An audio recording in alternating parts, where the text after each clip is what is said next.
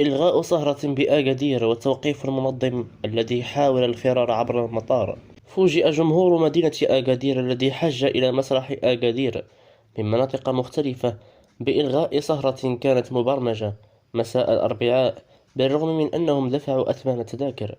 وبعد انتظاره لأكثر من ساعتين دون أي توضيح، تبين أن المنظم اختفى عن الأنظار دون إشعار مسبق، تاركا الجمهور والفنانين في حيرة واستياء.